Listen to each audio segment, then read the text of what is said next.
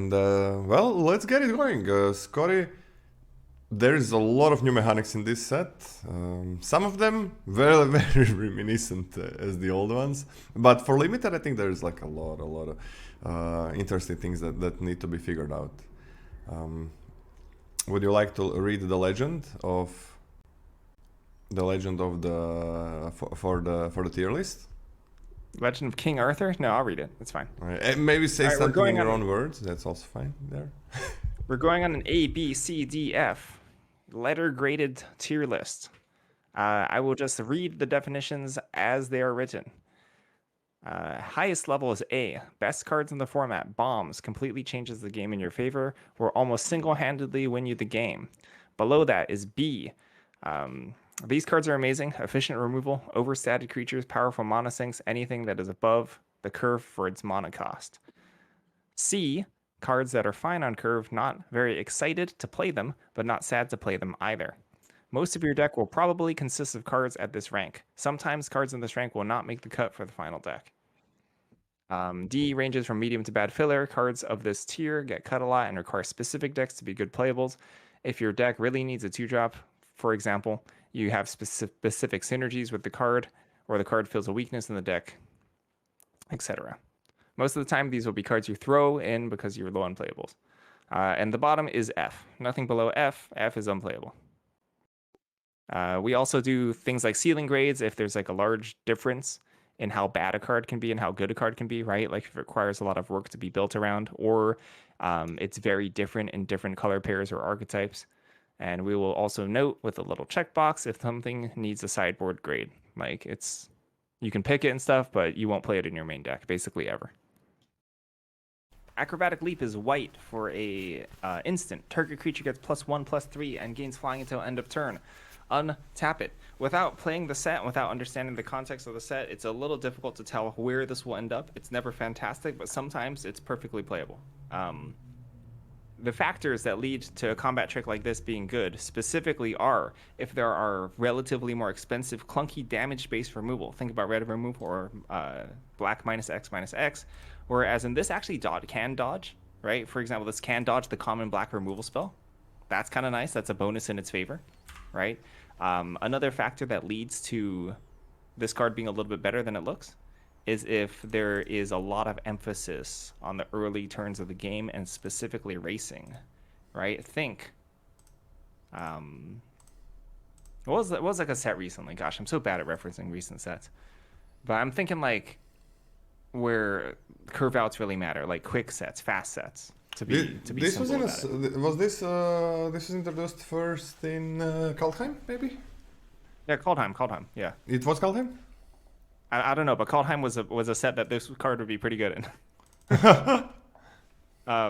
Yeah, but it's really conditional. And honestly speaking, I'm not entirely sure what kind of set this will turn out to be at this stage right now. So giving it a letter grade is tough. I'm gonna give it a D+. Okay. All right. Okay. Before we give the grade to that one, you already gave it. Okay. We can do the Throne of the Grim Captain. You wanna read it? No, you read it. Okay. Throne of the Green Captain. For 2, it's a legendary artifact that taps itself to mill 2 cards. Craft with a dinosaur, a merfolk, a pirate, and a vampire, and you pay 4 mana.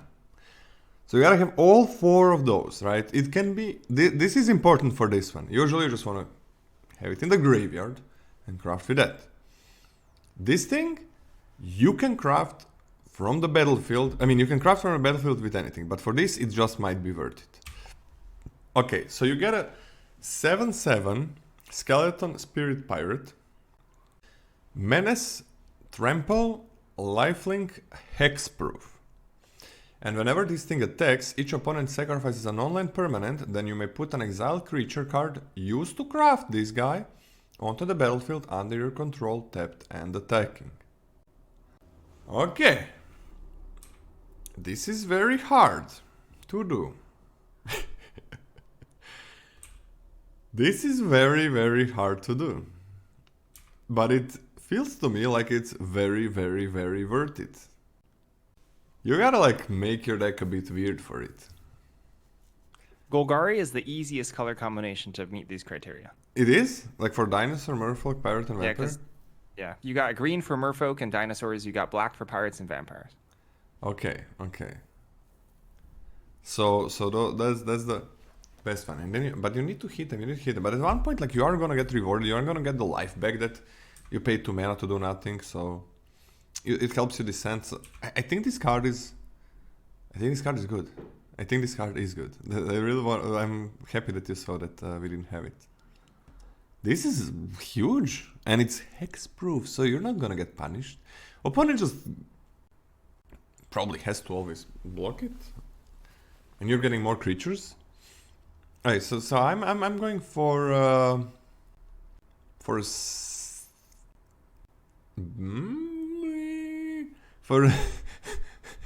in Golgari you care about descent, so that's something.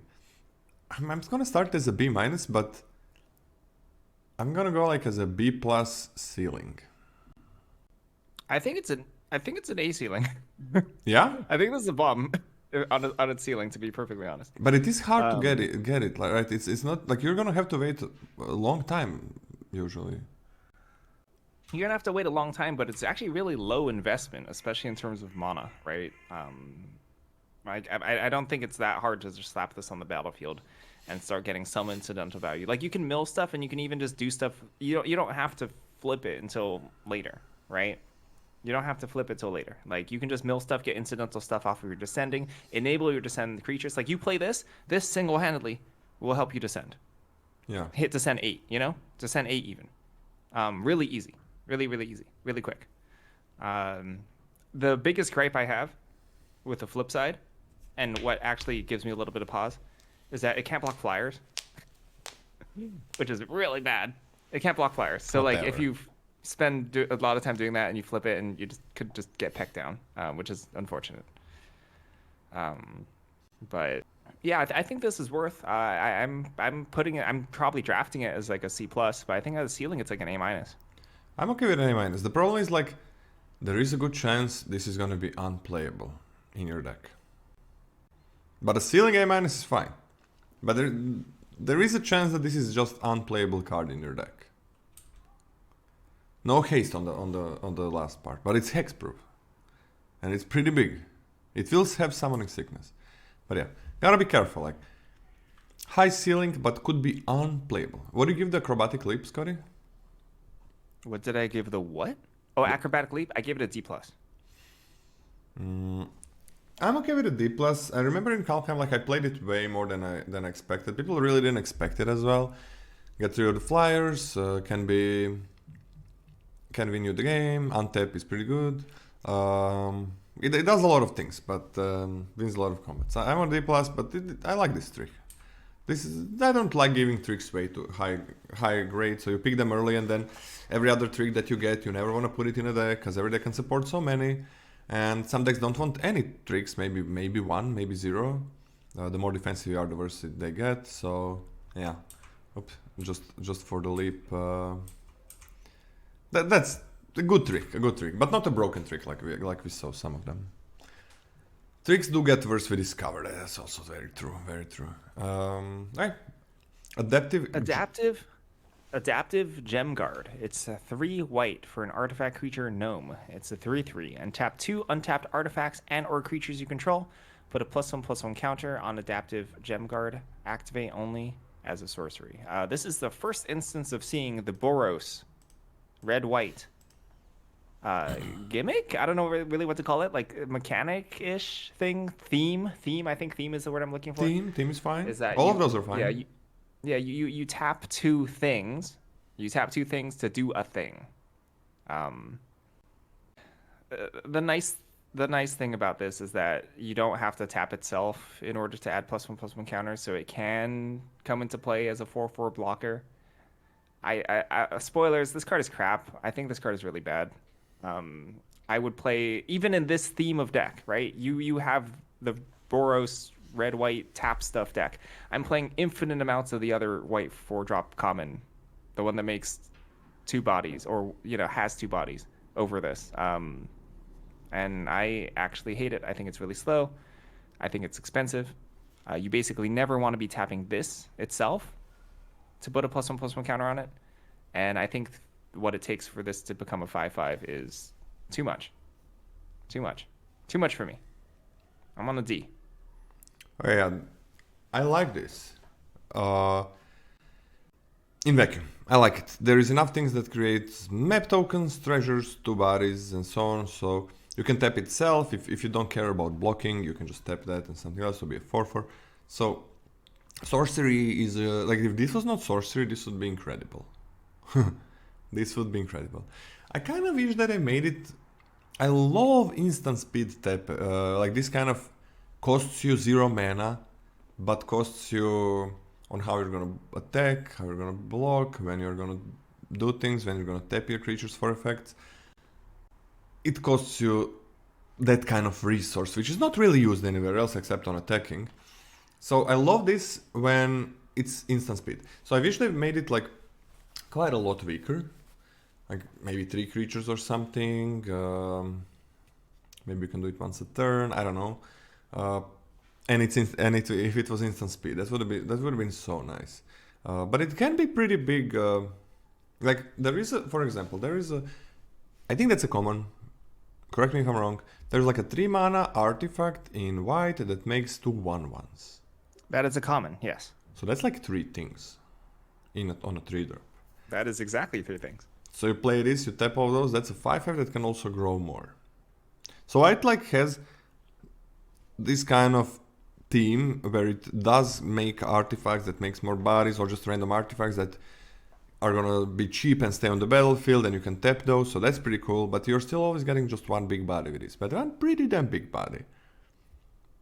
The biggest issue I have is, Scotty mentioned it, is the other 4-drop in white that is contesting the slot. And the other 4-drop in white is, I think, one of the best commons that we are gonna have in this set, and it's a 4 mana 3/2 flyer that makes a 1/1. So that's the problem. That's the biggest one. I think this card has a good place. I think this card has a good effect for and stats for this set, for white in this set. But the problem is that other, like, if you have if a 2-drop slot is contested, that's fine. You can just jam a lot of 2-drops. 3-drop slot contested, that's also kind of fine. Now when we get to 4, 5, 6, starts with 4. If it's contested by like 1 or 2 cards that are just strictly better, it is commons. It's hard to put it in a deck. So I'm gonna be on a C-, but if the other white 4-drop was not in the set, I think I would give this like a C+. Gah. What are you tapping besides the gnome common 3-drop? There's a 1-drop that I'm okay with, that just random artifact. There are some 1-drops like a 1/1 with vigilance. In blue there is some vigilance. There are some things that have like vigilance and flying. There is like things that make map tokens in different colors, so that's like 2 things. Yeah, I think you can have a pretty huge board, and then it's not just like, sure, a lot of times you don't want to tap everything, but there are gonna be some turns where you just say, oh, I'm gonna make this like huge in 2 turns, and let's see if we win a game with that. I think that's not gonna be uncommon, and usually you don't have that possibility with like 4-drops. When we see these like +1/+1 effects, usually it's like if a creature died or something like that, which is very hard. They've also very purposefully seeded the common red small ball removal spell to also kill this, which is unfortunate. Wait, what? The braid? They've also, I think, very deliberately made the small ball red removal spell at common be able to kill this, which is unfortunate for this. You mean a braid? Yes. Sad. Yeah. A braid is pretty good in this set. This is the best set for a braid. I mean, a braid is always good, but for this set, it's incredible. It's common, right? It's a common. Yep. I wish that the braid was not in this set. But yeah, C-, and oh, the +2/+2 destroy artifact trick in red, man. Red has some good shit. Yeah, gonna go with that. Gonna go with the C minus. It would be higher if the other white 4-drop was not in. I think later, a bit later in the set, when people are gonna pick the white 4-drop highly, when they realize, oh, this is amazing card, this can get in. So I'm gonna start as a C minus and see if it moves like in a couple of weeks. Attentive Sunscribe, 1 and a white for 2 mana for an artifact creature gnome. It's a 2/2, and whenever it becomes tapped, you scry 1. Red alert, red trap alert. This is a 2/2 with upside, right? This is a 2/2 bear with upside, right? This is not, in my opinion, a plant for the tap archetype. I don't want to be tapping something I paid 2 mana for in that archetype. I really don't, unless it's like actually blanked on board. Right? Like you curve this into something else, into that gnome that we just looked at, and you want to tap 2 things, tapping this, that's a heavy cost instead of attacking, right? That being said, take all of that aside. Take all aside. It's a 2 mana 2/2 with upside that when it attacks. Fine. It's fine. It's fine. Perfectly acceptable. C minus. 2 drops are important. I don't know, man. There are way better 2-drops, so I'm just gonna be on a D plus for this one, maybe D, but D plus. I think it's gonna go to a D. I don't like this effect. How many times can a 2-drop attack? Crap. What? This card is crap. Why do you give really it a C don't like minus then? Because it's 2 drop. I do think you need a certain amount of 2 drop. Yeah, I think there are really nice 2-drops in this set compared to this shit. I think specifically in white, the white 2 drops struggle a little bit. The best one is oh shoot, is it a monkey or is it a cat? The seed sculptor, whatever. The one that's a 1/2 and gives a counter to something. Yeah. Yeah, that's pretty good. That's common. Cosmium Blast for 1 and a white. It's an instant that says it deals 4 damage to target attacking or blocking creature. Playable, was better in sets long time ago where like flyers win games. Whatever. Don't care much. You gotta keep up the mana. It's a card. D plus. I mean, if you need interaction, this can be it. But I don't like it. Effects like this, despite the fact that it can target a blocking creature, have always been better in reactive white decks. Yeah. Funnily enough, there's a couple cards. There's actually a decent handful of white commons that seem to work better in reactive sort of decks. Yeah. A couple removal spells, stupid expensive cycler. Maybe there's an archetype there that wants this. I'm starting at a C minus. The problem with like using this in a defensive decks as well is opponent doesn't attack, you lose 2 mana and you might not get back from it. If they think that's a good turn. But yeah, next one. Deconstruction Hammer, white for an artifact equipment. Equipped creature gets +1/+1 and has 3 and tap to sacrifice Deconstruction Hammer, destroy target artifact or enchantment, and the equip cost is 1. The price is right. The price is right. 1 mana to play, 1 mana to equip. Short sword, fine. That's fine. Short sword with upside, fine. It's very expensive to be able to throw this hammer at something, but it's nice that it's there. It's nice that it's there. There are various commons that benefit from short sword in this set, and we have to see if the archetype in general supports short sword gaming as a thing. For example, Miner's Guidewing, which is a 1-drop that has vigilance, etc., loves a short sword. A very good quality 4-drop that we're talking about before, flying, etc., loves a short sword. I think this is fine. I don't think you want to stock up too much on this effect, but it's nice that it has the out of being able to chuck this at something larger or threatening. I'm perfectly fine with this card. This is a C for me. I mean, there's not that many, like, that's the one artifact that's worth killing that we saw. That's like one, like that is really, really nice to kill. But there are enough artifacts that you that this is gonna be fine at one point. I think it deserves an X in a cyber. It's like a really nice cyber card. Because even if you see like 1 or 2 artifacts that you really want to get rid of, you can always have an effect. Usually the cards that you cybered in against artifacts or enchantments are not very good, because you gotta be sure that you have a lot of targets. because they're not going to do anything unless the target pops off. This one is going to do something. So This is, if you're bringing this from the sideboard, it's a 5-mana disenchant that you have to tap a creature for. Or no, you have to tap a creature for it. Yeah. No, I mean, no, it's not. It's the same thing as it is when you're not bringing it from the sideboard, but now you have more targets. It's a short sword that has this Yeah, effect. but like I feel like if you're gonna play this card at all, it has to be a part of your primary game plan. I think it's like short sword is never horrible to have, but if you have like super good targets, it gets more. For this effect, it gets better. It's also an artifact you can tap, so that's kind of nice. That's true. Equipments are free taps, right? Yeah. Let's yeah. Equipments are really real easy to tap.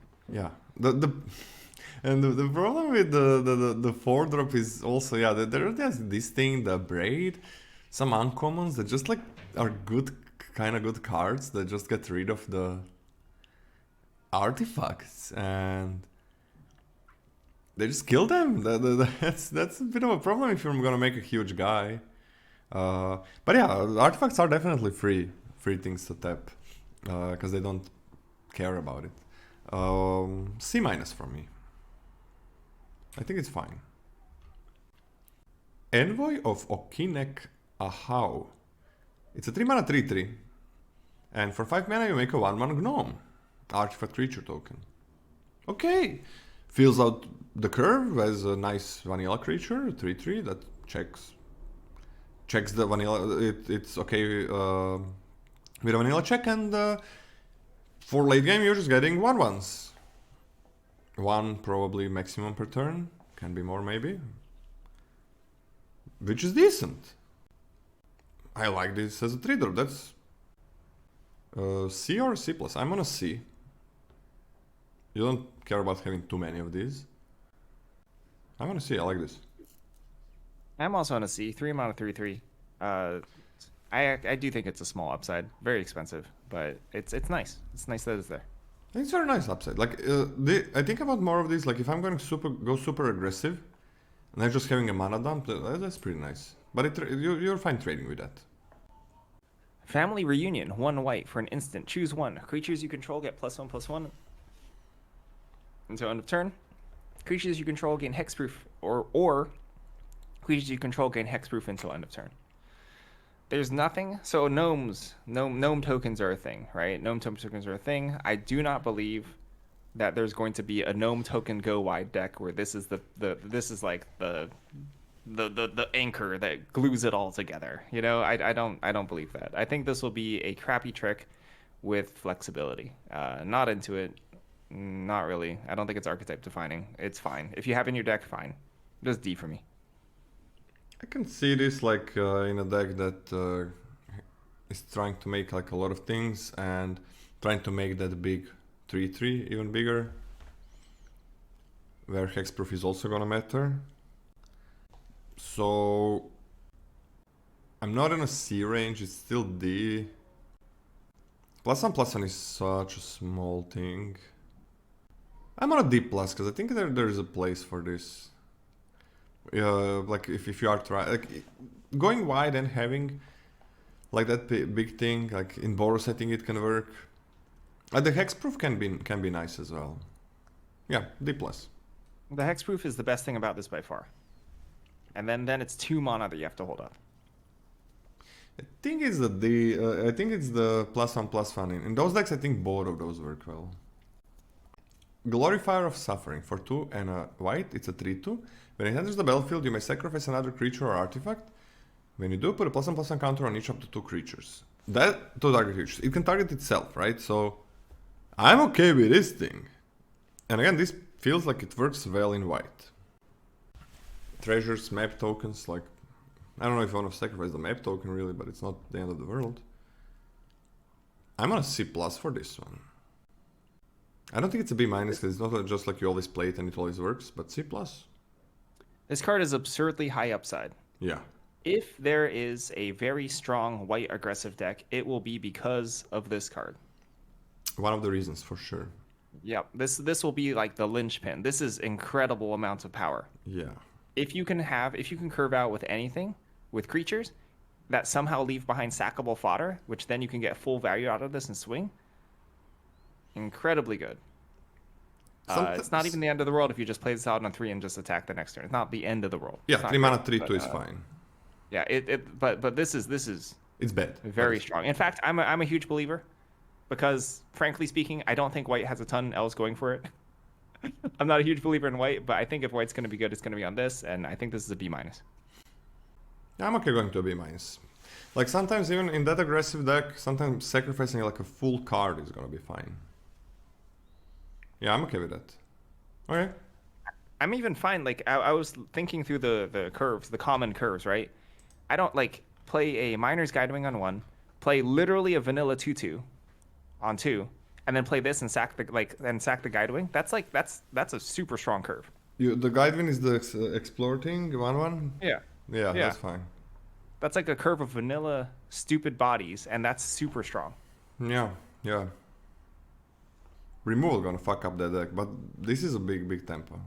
Yum yum yum yum yum yum. Iron Paw Aspirant, 1 stop. Stop. Iron Paw Aspirant. I just want to eat a banana in peace, okay? Don't laugh at me. That's what she said. Iron Paw Aspirant, 1 and a white, 2 mana total for a creature cat warrior. It's a 1/2. When Iron Paw Aspirant enters the battlefield, put a +1/+1 counter on target creature. This is, in my opinion, this is the best white 2-drop. So it's decently strong. Can put +1/+1 counters on other things to enable attacks. Right. This is not just 2 power. This is not just 2 damage. Like being able to push your 2/2 that you've played previously past your opponent's 2/2 blocker or even 2/3 blocker. Is big game. I like this card a lot. I think this card would be a very important white 2-drop. This is a C+ for me. Yeah, like B- or C+, one of those for sure. And yeah, putting like a +1/+1 counter on this thing as well, it's a 3/4. It's pretty, that's big. That's hard to block. Hey, I got a question. This is derailing a little bit, but do you remember Kujar Seed Sculptor, right, from I believe War of the Spark? That card was like kind of bad, right? No, you don't think it was bad? It was the same thing like this, right? Yeah, it was the same thing in green. I think I didn't like fine. that card. Although, like, I think the context is very different because that card was significantly outclassed, or it was Kaladesh. Was it Kaladesh? Yeah, I think Kaladesh sounds better. Kaladesh sounds better. It was great. Yeah. That was great. It was great? It was great. I don't like that card. Okay, never mind. Also, +1/+1 counters mattered more in that set. I'm on a C+ as well. I like this a lot. Close to a B-, but C+ now. Ooh, we got a Miner's Guidewing for a white. It's a 1/1. This is what we've been talking about. It's a 1/1 flying vigilance, and when it dies, target creature you control explores. So yeah, like this can be absurd in with a curve, right? With just a common curve, right? You play this, but it's still not that easy to do all of that. 1/1, it attacks, it chips the opponent, and then you like you make a 2/3,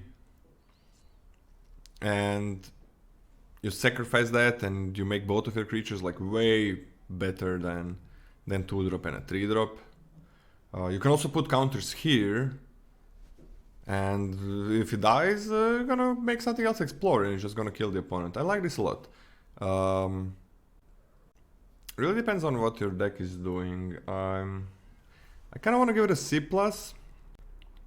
It's like a C or a C+. I'm not sure where to put it, but in that aggressive deck, I think I'm gonna take it as a C+. Okay, I'm gonna fight. There's no chance in that aggressive deck that we're talking about, right? Which is what I believe white is the most powerful thing to be doing in white, right? If you have a white deck, I believe that this, based on the commons, is the most powerful thing to be doing. Yeah. There's no chance that Miner's Guidewing is less of a pick priority than Glorifier of Suffering.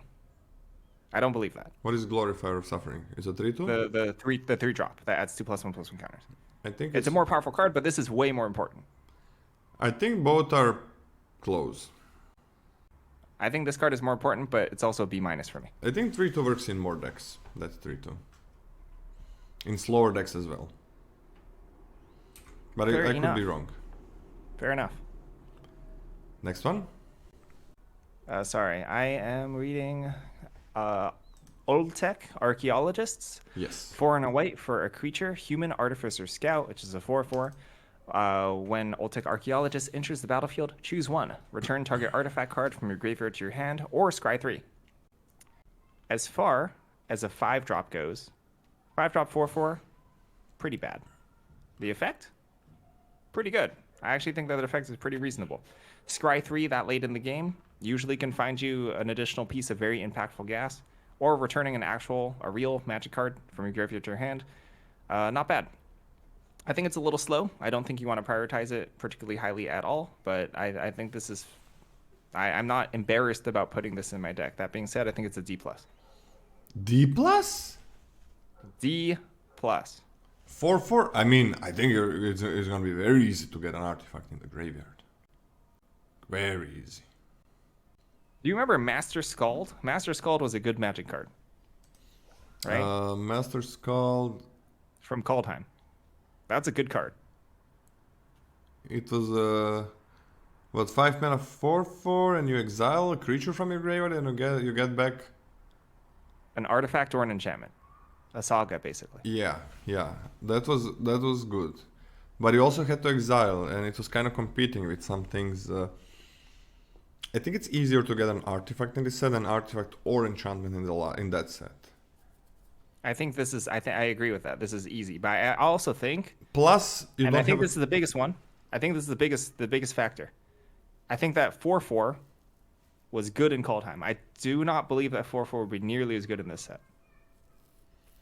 But you have the fail case here as a 3/3. You have, like, the Scald has higher upside in what you're getting. But this is also like, you don't have to have a creature there. It can be any artifact, which is way easier, I think. And Scry 3 is like a downside. I like this. It's still a 5-drop, so I'm gonna put it as a C. But I like it more. I think this can go to a C+. This is like the thing that sell me on a... Yeah? You can sell me on a C- at most. I can see White having, like, this is a common. White can have some slower decks because of this. This is not a small thing. White usually never gets any, like, value. And this is a pretty good, this is a really nice value. So this can make it can make a grindy part of your white deck, which is in most sets, like, white just doesn't have that value. It can, whenever you're building a white deck, you know that in white part of the deck you're not gonna get the value. So I think that's big that a white has that part. So gonna be a C for me. Maybe I hope it goes to a C+, because that means we're gonna have grindy games with a lot of decisions, and this card just screams decisions. Old Tech Cloud Guard. For 3 and a white, it's a 3/2 flyer. And when it enters the battlefield, create a 1/1 colorless gnome artifact creature token. This is a big brother of the Printing Champion. This is a weaker big brother of Printing Champion, because, well, it is way better to have a 3 mana card that does exactly the same thing with 1 less power. Just 1 less power. Which is, well, this has 50% more power on the flyer part, but still. You can put so many more 3-drops. It had Convoke, Printing Champion, whenever it's printed, been like 2 times, I think. It's basically always going to be the best card in the set. You can put way less 4-drops in your decks than 3-drops, that's another thing. Way less, it's gonna, like, 3-drop that creates 2 bodies like that is gonna save you from not being having a 2-drop to play, so that's pretty huge. But this is gonna be one of the best 4-drops in the game. I can see this being one of the top commons, not really that close to Printing Champion in terms of power level, but it's still really good. You get an evasive threat and you get another body. Wow, this would be, like, completely broken in some sets that I remember from a long time ago. This is incredible. I'm just gonna give it a B- or a B. I'm gonna start as a B-, maybe a B. What do you think? I think this card is super good. I agree with basically everything that you said. I'm not taking a 4-drop that highly. I think this is a very good 4-drop, so that means a C+ for me. Yeah. Gonna be a B- for me. It's a very, very good 4-drop. And it does get you back in the game nicely. Is the next one Ixalan Landmark? It's white for an artifact. When Ixalan Landmark enters the battlefield, scry 2. Craft with artifact for 2 and a white. So you pay 3, and you exile this and an artifact from your battlefield or your graveyard to create Ixalan Levitator, which is an artifact creature, and it's a 1/4 with flying. When it attacks, target attacking creature without flying gains flying until end of turn. That's nice. That's nice. So previous effects. The creature side specifically being a flying creature that jumps your other creatures, has always been strong. But I've always thought specifically that those cards were better with higher toughness than lower toughness, right? Yep. Like there's I don't remember their names, but we've seen variations as 1/3s and there's been some variations kind of as 2/2s. Pegasus. Yeah, various Pegasus or whatever. I've always liked the 1/3s better. Specifically because they can attack into more boards. They can survive a lot better. I understand that the clock is worse, but I haven't really cared about that. I think it's more important to be able to like survive. So I'm a big fan of the 1/4 body. Thanks, Florida Man. Thanks for the one for the raid. Welcome everybody. We are doing a set review of Ixalan, the limited set review as always. And we are done with colorless lands and on to white commons, finishing the white commons as we speak. So yeah, continue please, Scotty. Yeah, I like the value. Enters the battlefield, scry 2, just sits on the battlefield and you can do something with it. Really unfortunate that it has summoning sickness when you craft it. That's very sad for me.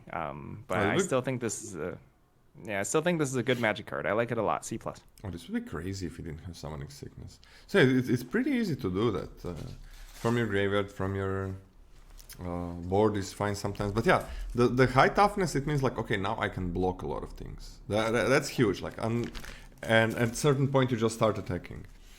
Scry 2 is pretty good. This is what I consider like filling up a hole. This one, like you get that 1 mana in Scry and you didn't really lose much, so I think a lot of times it's not really like real, doesn't feel your curve that well, right? Because it's not that easy to do it on turn 3. But you don't have to, like, this is a card that's gonna be fine in the late game and it's gonna block a lot of things until you finally decide that it's worth attacking. So yeah, I'm gonna C+ as well. I like this. I'm feeling this white. Like there is Scry, there is some late game, there is some really good explosive early game things. Usually, like we have a lot of like C cards in white, but they're all just that, like C cards, and that's it. So every white deck is gonna be in the last like year or two. A lot of white decks are consistent, but that's all they are. They're rarely gonna be better than just consistently fine. They're having a hard time being the best aggressive decks. They're having a hard time being grindy decks. So what are they really doing? They're somewhere in the middle. You really want one of those two things usually, and the mid range is kind of requires some late game.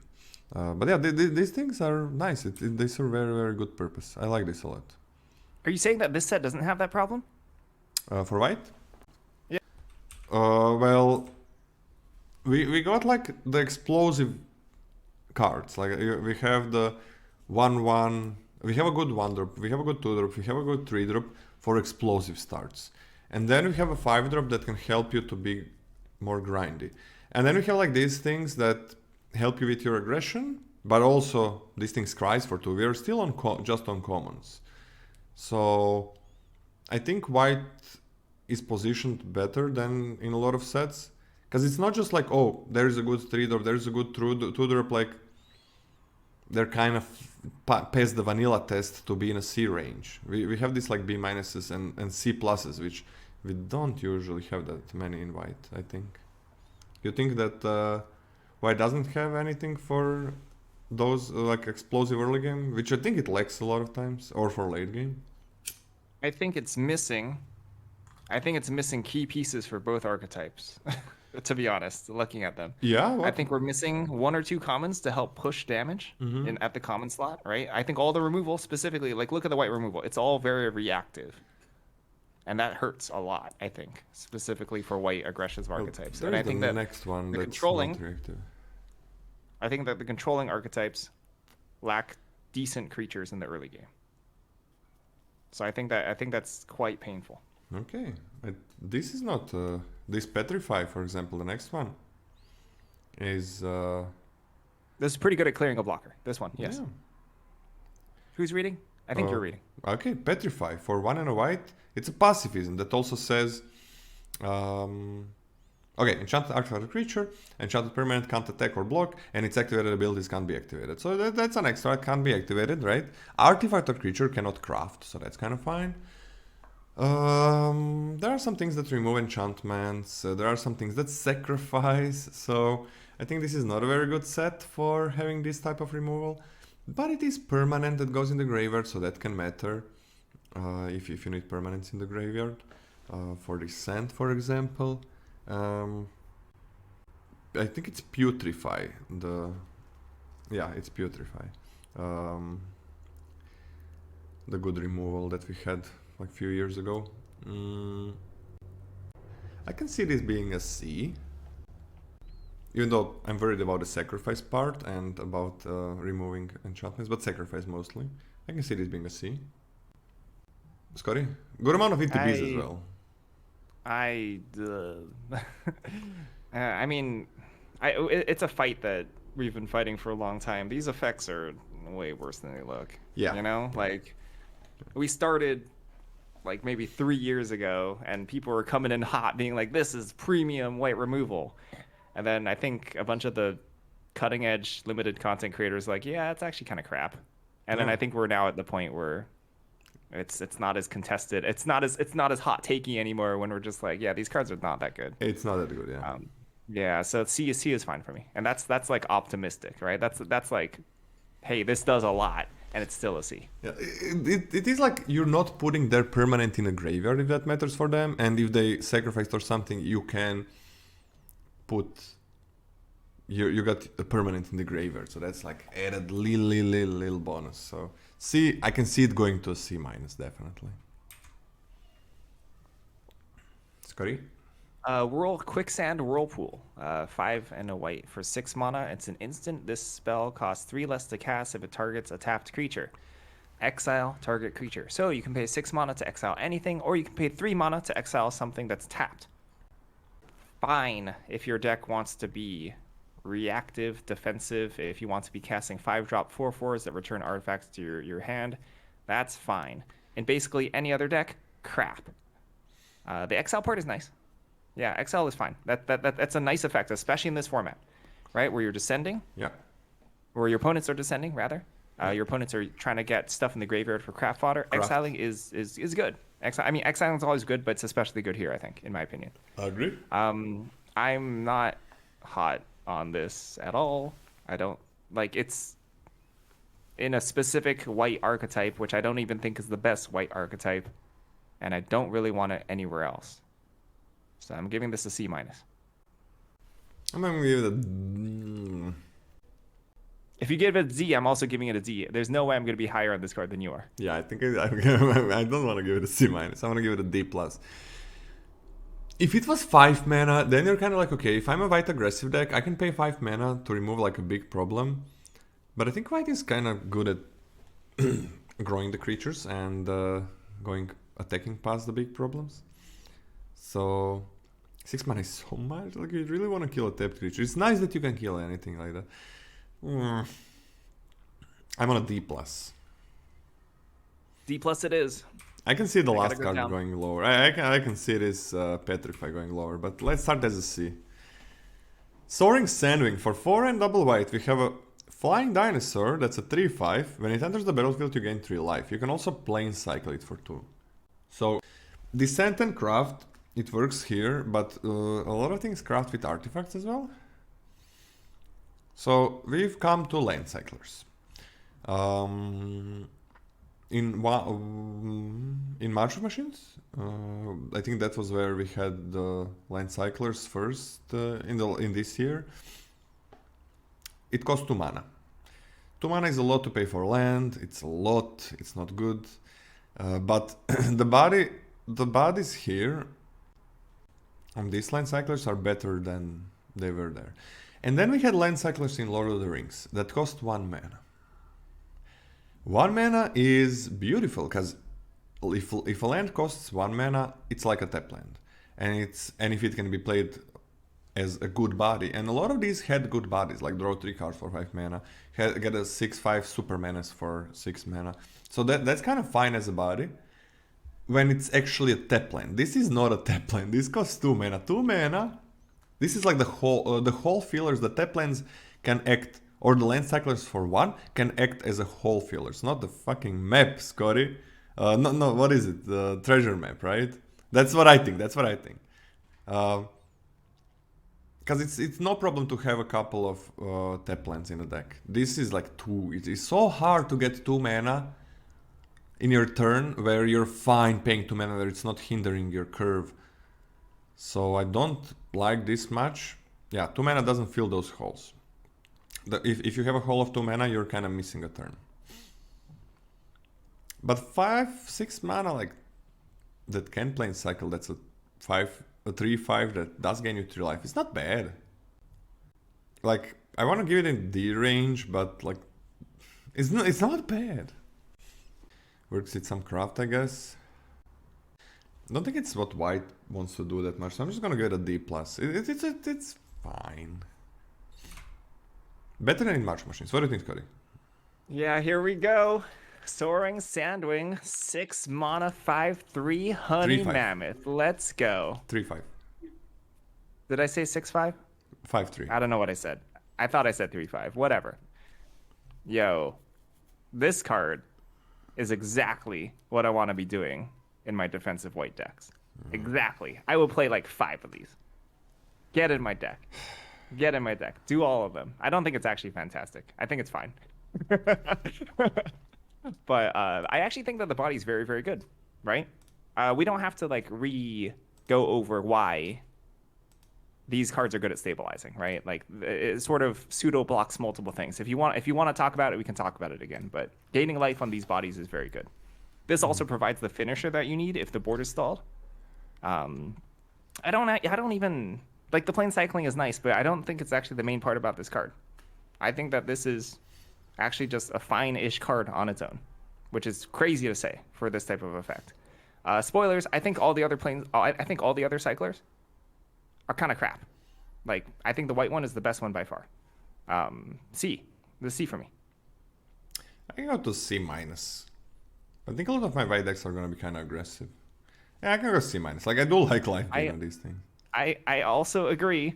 That I think the white aggressive commons are way better, and I'm not a believer in the defensive archetypes, and I'm not really a believer in that 5 mana 4/4 that you like, but this card does lend itself to that archetype very well. Yeah, that is true. So let's give it a C-. There are some grinded decks, I think, Color Pursuit White that can work. Like, you can get to 6 mana a little bit easier if you have some explore in those archetypes. Oh, also, by the way, let's talk about play patterns, right? But it's You're saying that just something. It's not a good body. It's like a 3/5 is not. I want to have like a 6/6 or something that gains more than 3 life. But yeah, you continue. What do you want to say? Let's talk about play patterns for the white defensive deck, right? There's a lot of cards that we've been talking about leaving mana open and your opponent's playing around them in white, specifically at white at common level. Expel, right? The Expel that card we just looked at. You know, it's way less painful because you can actually just hit your next land drops if your opponent chooses to play around your removal spells. But those That's are not fine. very I'm okay good. with that. It's not great, but it's certainly a thing, right? Like, you're not playing very good cards in your deck. Instants do synergize with instants, and this sort of does allow you to do something if your opponent doesn't play into your conditional removal. But this also requires you to want that planes. If you're gonna do it like that. Like, you're playing some of the bad cards that I think are bad in the deck. Second, you are you need to have that planes. That's a lot of check marks that need to be activated. C minus is a fine start, but not sure. What about this one, Scotty? Thousand Moons Crackshot, 1 and a white for a creature human soldier. Whenever a Thousand Moons Crackshot attacks, you may pay 2 and a white, 3 mana total. And when you do, tap target creature. Expensive. It's pretty expensive, but here's the deal, right? This is a 2 mana 2/2 that you then just use to turn a couple ways sideways. If your opponent can trade with it, you just slam sideways anyway. Just you don't care. Trade it off. It's a 2-drop. You didn't invest that much into it. But your opponent drops their 1 stabilizer, right? That's like, oh, I'm going to hold back your whole board with my stupid stabilizer. And then you can at least, in the sort of finishing turns of the game, have this threat to tap that creature and finish off your opponent. That's nice. That's nice. I think that's perfectly fine. To the point where I think this is just a C. Perfectly fine, aggressive 2-drop. D. Perfectly crappy, aggressive 2-drop. It's a 2/3. It's a 2/2. Whatever. It's 3 mana. That is so much. I don't want this. You have adaptive Sun Guard higher than this. Yeah. Thousand Moons Infantry for 2 and a white. It's a 2/4. Untap this thing during each player's untap step. Okay, so it works like Vigilance. It also works like if you're tapping your things, this is something that you can tap and it's still gonna be able to block, I guess. It's a 2/4, which I don't really like. D. Minus. I'm really annoyed with the fact that this can't attack and then be simultaneously used at sorcery speed to tap for your abilities. That's like really annoying. Are you not annoyed by that? I'm annoyed by that. That it cannot be used like that? Yeah, because it doesn't actually have vigilance, you know? Yeah, you attack with it, it's already tapped, and then you can't use it for the stupid... Because the abilities are all sorcery. The 1/1 Vigilance though is very good to use with those effects. The 1/1 Vigilance Flyer. Yeah, that card's fantastic. That card's, in my opinion, the best white common, easily. Yeah, I think that card should be... I should put it on a B-, but I'm gonna still see. I'm gonna write it down for myself to reevaluate, to think about it a bit more. Yeah.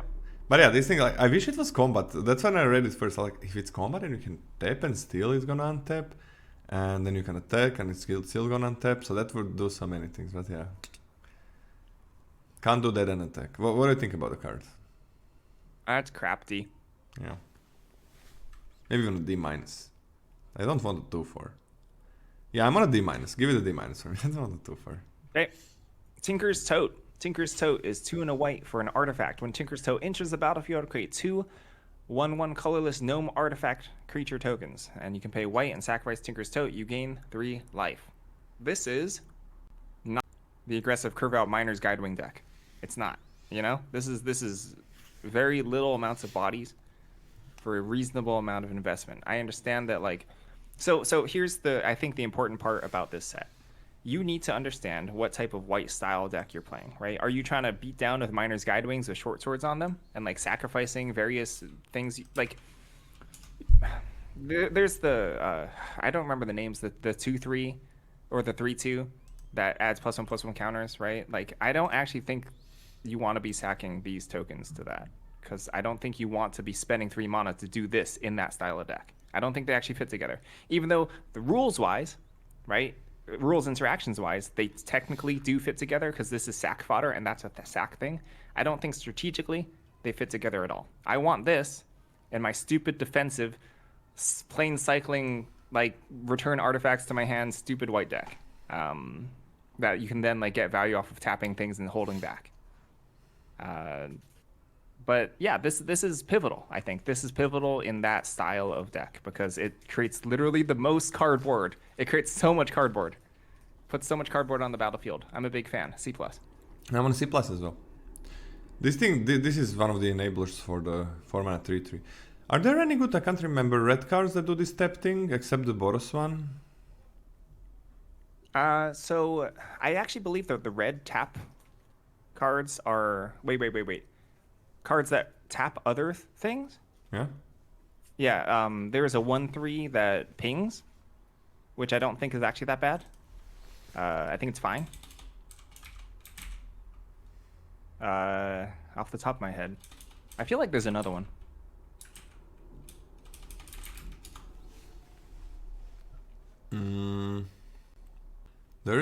I can't remember. Let me just see, because that's big deal.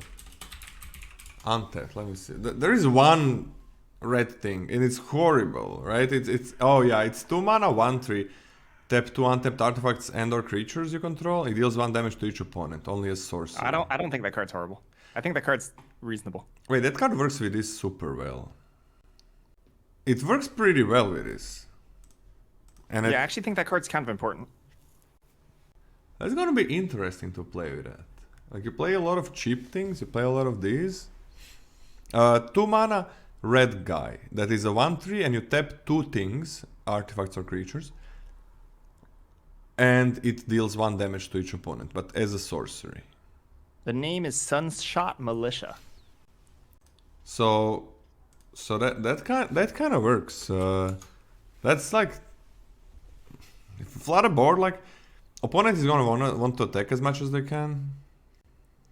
There is like that 2 mana 4/4 flyer as white uncommon, I guess. There are some uncommons. Lola, can you take like 2 seconds, Lola, to change JLM bot's response to tier list? Yeah. Can you add a single space between far : and then the link? Yeah. Okay. Why is that so important? Why is that important? Because on mobile you can't click the link. It's not a clickable link on. Oh really? Yep. So you please put a space. Of course. Here we go. Okay. So what do you give this card? C+? I'm on a C+ as well. But because this like does everything for everything, and it is still like I believe that this is gonna be a very important. It's also common. Like, why it has all of these commons that work with other things. Okay. I think you need some, like, you would really want to be Boros and have that 4 mana 4/4 that discovers. I think that's really good. Okay. Next up, is it me? I think it is. I think it's you. Yeah. We are onto the uncommons for white. Bad Colony for 2 and a white. It's an enchantment, and when it enters the battlefield, create 1/1 black bad creature token with flying for each mana from a cave spent to cast it. Whenever a cave enters the battlefield under your control, put a +1/+1 counter on target creature you control. I don't believe in a cave deck. This is the best thing you can have. This is kinda it. So I think the deck is garbage. I'm just gonna give this a D- with no ceiling. How many incidental caves do you need in your deck? Or rather, let's start with a question. How many bats do you need to be happy about this? 2.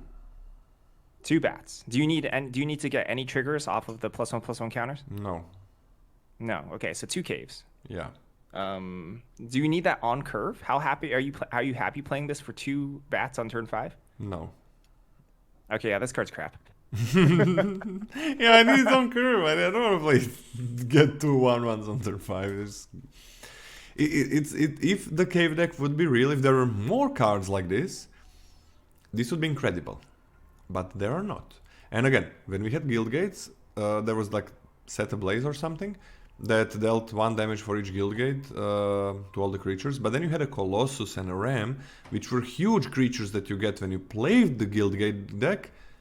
Well, this is the opposite. Like, you get small creatures, and then you have like other card that could be fine, that clears the board, but it kills this. So Really important about that deck too. It's not negligible that the whole play pattern was that you could play those creatures and then sweep and then yeah. still attack. And still then your creature would survive, you know? Yeah, that was huge. That just doesn't exist here. Yeah, unfortunately. Clay-fired bricks, 1 and a white for an artifact. When clay-fired bricks enters the battlefield, you search your library for basic planes, reveal it, and put it into your hand, then shuffle. You gain 2 life. Craft with artifact. 5 white, 7 mana total.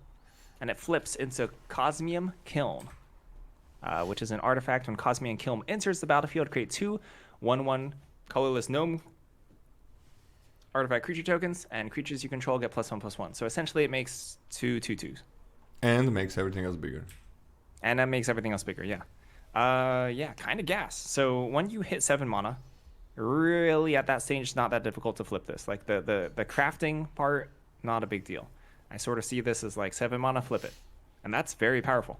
The first part will help you bridge to the 7 mana, right? I understand you're being tempo negative, right? I understand that. But gaining 2 life is kind of sort of nice in order to not get totally run over because of that. That's a really good upside for this type of effect. I think this will be very powerful and quite important if you're building a slower white style, what am I trying to say? Just defensive deck. Yeah, it's also really not that bad to sack this, right? You can sack this, you can use this for fodder. Then at common level, you can use your 4/4 to bring it back and finish off the game with that. That's nice. This has nice play patterns. I think this is a nice Magic card. C+ for me. Yeah, I want to C+ as well. I like this. Why are you gonna say, like, depending on what color you pair it with, like white slower decks can do work, I think. It can be it's gonna be worse than a C+ in slower decks, but it's gonna be better in faster decks. But yeah, white slower decks are, I think, gonna be something. Dauntless Dismantler for 1 and white, it's a 1/4. Artifacts your opponents control enter the battlefield tapped, and for X, and white, sacrifice this guy and destroy each artifact with mana value X. So, the thing is here, like, you destroy all the artifact tokens. You destroy every map token, you destroy every gnome, and you destroy every treasure.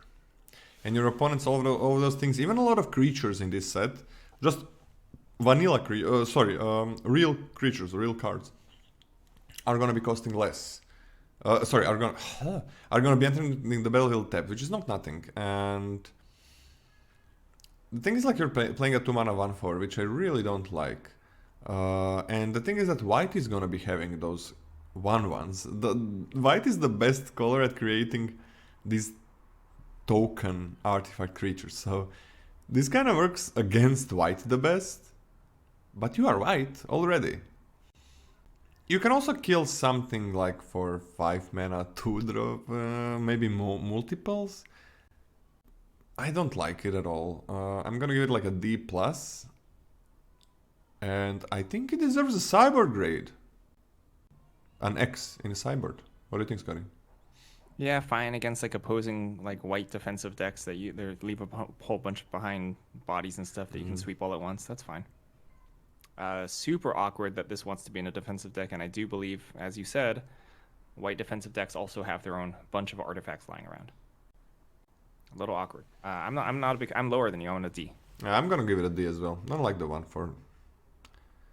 Enters battlefield tapped, like, if you're aggressive, this matters, right? That because you can attack. But you're playing a 2 mana 1/4. How aggressive are you? On a D as well. Like, it just, everything seems like the card seems fine, but it's in a wrong color for everything it does, and it has a wrong stat line for basically everything that it does. It's like, if this was an aggressive creature, okay, nice. Now the first line of text can really matter, and then if it was in another color, oh, now the second part can really matter. But it just does the right things, but it does it on a wrong card in a wrong color. Dusk Rose Reliquary, white. Just 1 mana. For an artifact, as an additional cost to cast a spell, sacrifice an artifact or creature, has ward 2. When Dusk Rose Reliquary enters the battlefield, exile target artifact or creature an opponent controls until Dusk Rose Reliquary leaves the battlefield. Actually, ironically enough, funnily enough, this is literally the card, if I see multiple copies of this, I'm sideboarding in my stupid, the last card we saw. Because it's like really good against this. But this is nice. This is a nice room. I do not think that the cost is that steep in this set, right? There's things that you simultaneously want to go to the graveyard or really don't mind going to the graveyard. And being able to exile something and just take it off the battlefield, and also be a little bit more difficult to just straight up point and abrade at this and remove it. Nice. This is nice all around. Because it is so efficient, I think this is somewhere between a B- and a B, and I think I'm going to start it as a B. Yeah, this works very well in white. It is an artifact, so they can kill this with few things, but This is good. I'm gonna B minus or a B. Invite is pretty easy to use this with artifacts lying around or creatures. You don't have to. You don't tap. You just. It's really good tempo depending what you remove. I'm gonna B minus. I think this is pretty damn good, but sometimes it's gonna be awkward. Like you can't always play it when you have it in your hand.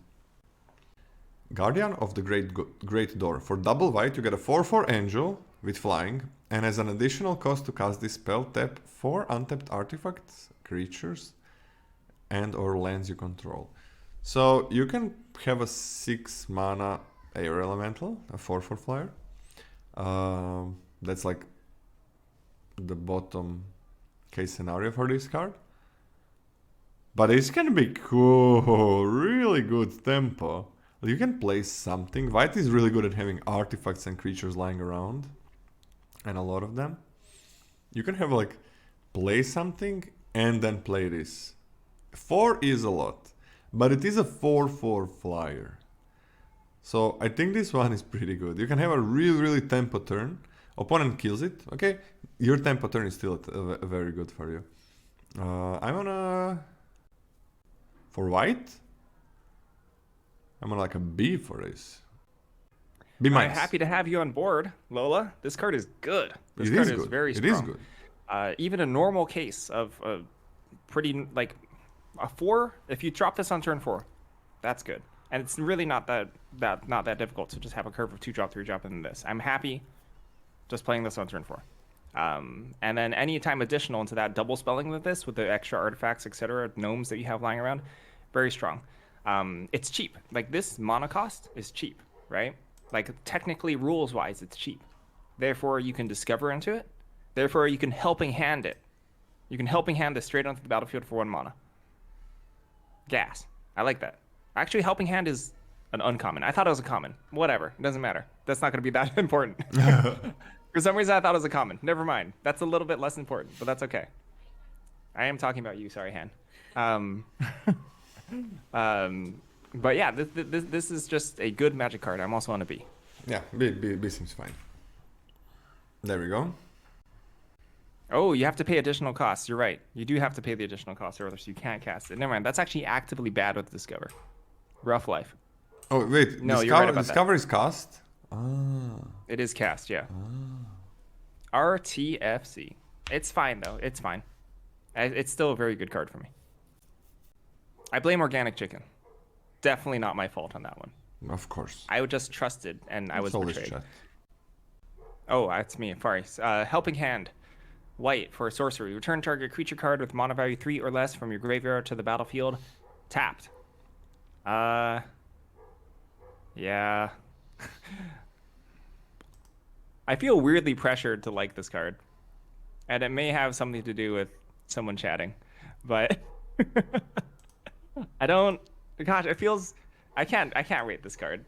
Lola, you go first. I don't like it. I hate it. It's not artifact, it's only creature. You hate it? Hate it. You hate it? I hate You're it. soulless. You're soulless. I would hate it even more if there was no D in a card. You have zero sympathy. Mm-hmm. What are you giving it? It's not an artifact. It doesn't target artifacts, so that's one thing. Tapped, enters the battlefield tapped. Like if this is good, then the in Vials of Eldraine, Moment of Glory, and it's not Moment of Glory, it's something like that. That cost 1 more, and it added a freaking young hero aura, would be like the best card ever. Return Triumphant, yeah, okay, Return Triumphant. Completely missed every single bird there. D minus. This is garbage. This card's not that good. I'm gonna give it a D. Hate it. It is tempo at one point of the game. You can't put too many of this. It's enters. Why does it enter the battlefield tapped? Like what's wrong? What's wrong? The card is fine. Just doesn't have to enter the battlefield tapped. Doesn't have to. And we discover it gets even worse. Kinjali's Dawn Runner for 2 and a white. It's a double strike, 1/1. When it enters the battlefield, it explores. Mamma mia! So it's gonna draw a card. It's gonna be a 1/1 double striker that draws a card. It's in white, where you can put +1/+1 counters in on it. With the good cards, there is some equipment that's fine to play. If it doesn't draw your card, it's a 2/2 double striker that surveils for 1. Yep. I'm a B minus or a B? I'm gonna give it a B. B as well. Literal common short sword as well. In white. Fantastic. Beautiful. This is a B. Beautiful. Malamet Warscribe. 3 white for a creature cat warrior. It's a 4/3. When Malamet Warscribe enters the battlefield, creatures you control get +2/+1 until end of turn. I don't know. This reads to me like a starter deck card for some reason. But +2/+1 is a lot of stats. Don't worry about gnomes. Don't worry about going wide with like tons of tokens and killing your opponent in one swoop. Right? Play this on 5. Have normal curve. Have normal creatures. Hit super hard. As a curve topper for my stupid Miner's Guidewing deck. Right? Very happy about having this. I believe that this is probably, in my aggressive white deck, probably the best thing I can be doing as a 5-drop, having like one of these in my deck. I'm super happy with that. I think this is actually very powerful. That being said, I'm still putting together the curve first before I'm ever picking this up. But as far as finishers, this is a lot of stats that I can just play this and toss my creatures into the void and be pretty happy about. Curving out the 4-drop into this, you know, that's like beautiful, right? Like you're hitting for 5 in the air, and you're turning your gnome into a very real it's attack. A 3/2. That's super. Yeah, that's super normal. That's super normal and super good. So this is a very powerful 5-drop. That being said, I don't think I want to be picking this up super early, so I think it's a C+. I'm okay with a C+, but it's probably better than that. I can see it being a B-. Let's start with a C+, because it is a 5-drop, but I can see it going to B-. Market Gnome for white. It's a 0/3. When it dies, you gain 1 life and draw a card. And when it's exiled from the battlefield, while you're activating a craft ability, you gain 1 life and draw a card. I don't know about this. It does replace itself, so it is very defensive. This is not a one you want to have in any kind of aggressive white deck. You just don't want to do that. Doesn't even curve out well into that 1/4 flyer, because you want to play the 1/4 flyers front face first. I'm not a big fan of this. With craft, you do not draw 2 cards, because you only draw if it's exiled from the battlefield. At the worst case, 4 life, draw a card for white. Yeah, that's not the worst case. The worst case it's just standing there as a 0/3. And you're trying to attack, and you really want to have another card that is not a 0/3 on the battlefield. I'm gonna like D for this one. If you get super defensive white deck, exactly then you can take it. But there's enough cards that work in like, you start aggressive and then you switch a bit and you can still take them. This one like you really need to be super slow. Okay. You know, when I was talking, I was complaining a little bit about the split nature of white and the fact that I think both decks are missing key pieces at common level, right? I think that the defensive white deck is missing a lot of good defensive early board affecting plays, which I think Market Gnome is that. I don't love Market Gnome, okay? Like, this is not a fantastic card, but I think because of the lack of other options, I do think that this has a home, and I would like to give it a ceiling C. No. I can go to C-. Okay, I'll give it a ceiling C-. I'm taking this as a D+. Okay. Your go. Sorry, let me find the card. Might of the Ancestors. 2 white for 3 mana for an enchantment. At the beginning of combat on your turn, target creature you control gets +2 and +0 and gains vigilance until end of turn. I've read the spoilers like 3 times or something, and I even like streamed reading spoilers and stuff and reading this. I've never seen this card. I somehow missed this. I completely missed this. Okay. This is. Are you sure this is in the set? It is in the set. No, huh? this Okay. is in the set, yeah. Yeah, okay. Weird. You can just chuck your gnomes off into the abyss here. It's a powerful enchantment, doesn't affect the board whatsoever. Kind of bizarre. It fills a similar role as the War Scribe, right? In terms of this is a card that you want to play like after you curve out, and then you can sort of turn your small bodies into something that can push through a stalled board, but it's like infinitely worse. It's like infinitely worse. And